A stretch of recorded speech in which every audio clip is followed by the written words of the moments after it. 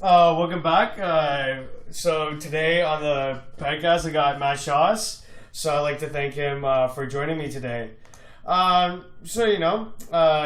is in his second year of high school. He played on the junior hockey team this year. You came up against a tough task in the OHL Cup, going up against the team in Don Mills that only lost one game all season. How did that affect your play? Obviously, playing against a team of that caliber is always going to be a little worrisome. When you get onto the ice, you're getting a great competition going against top guys. They had 3 out of the 5 first round picks overall, so they're obviously very skilled. Their whole team is amazing. The depth on the team is crazy, and it is. So I don't think it really affected my play. I mean, it probably motivated me to work harder just to prove myself on the ice against those guys. You went to the NHL Combine, so walk us through how you prepared for that. So the Combine took place it was the weekend right before the draft, and so it was about, I think there were 24 D and maybe 30-something forwards and a handful of goalies. And so the weeks leading up to the draft, I tried to get on the ice as much as I could, challenge myself and get into the gym, because all the testing, you want to look good in the testing. Doesn't necessarily affect you that much, but you want to look good either way. Yeah. And then you got drafted in the 11th round, 218th overall. What was the feeling getting called from the Oshawa Generals? I mean, it was a dream come true. Oshawa's one of, and if not the best organization in the league. They have so much history and so many guys that have made it to pro hockey, and just getting a phone call from them was amazing. Yeah, I would assume it would be. So you competed in the rookie camp. How did you cope with the nerves that came with it? Obviously, the rookie camp is a little scary. You're going against guys that are 2-3 years, a year older than you. They're all amazing players. Some of them are free agents. Some of them are previous draft picks. Some have came through trades with the Oshawa Generals. And so stepping onto the ice, the speed was it was a whole other level, obviously, because you're playing with guys older than you, stronger than you, faster than you. It was hard to get used to, but I think I did pretty well out there. So then when would you say you adjusted to the speed of the game? Within the first shift or two, I just got used to the feel of the ice and my teammates, and just got used to just playing at that speed. You're headed to the main camp in August. What will you do to prepare for that from now until August? Well, this summer is going to be the biggest summer of my hockey career. Going into the main camp, I'm competing for a spot on the team. I'm one of a few guys that was invited back, and it's an honor, and hopefully I can crack the lineup. If not, I think I'm playing on their affiliate junior A team.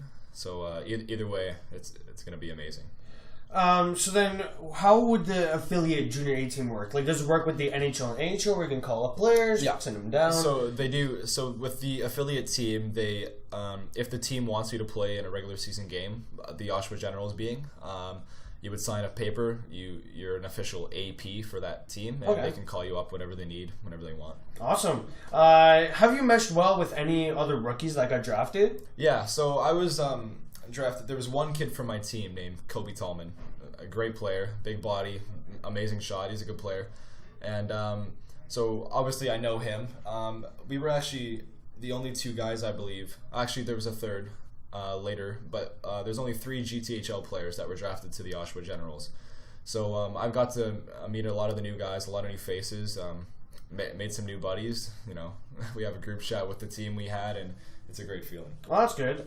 It's good that you're getting to know a lot of players now, so you can use that for later on. Yep, exactly. Then, what inspired you to start hockey? Why did you start it? I mean, honestly, I don't really know. I started skating when I was about 2 years old, I would say. My parents just put me in classes, and I'd go with my classmates at the time in kindergarten, whatever it was, and picked up house league.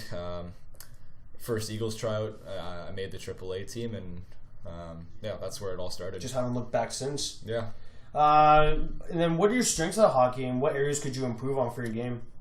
My strengths would probably be my skating. That's one thing that sets me apart from a lot of the other guys, and what a lot of coaches talk about with me is my skating ability.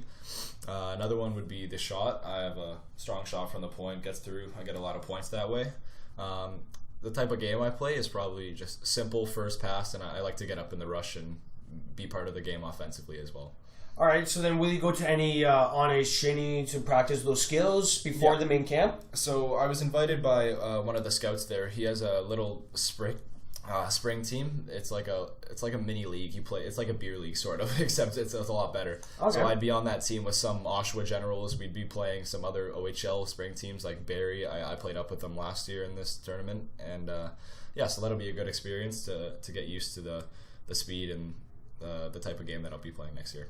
So then, have you ever worked on your signature for those fans that may want one? No, I haven't. At the rookie camp, though, some kids were there and they asked you to sign their sticks and their Oshawa jerseys and stuff. And I had to think of something on the spot. So hopefully I'll just get used to that, maybe perfect it a little bit, but try and stick to the same thing. So then, do you have any superstitions? I do. I always put the left skate on first, left elbow pad on first, left shin pad on first. I do all of that. Taping my sticks the same every time. I don't like when people mess with my stuff in the room. If I put it out, it has to stay that way. I don't like people touching my sticks. I always bring my own stick to the bench. I don't let the coaches pick them up for me. A few little things there.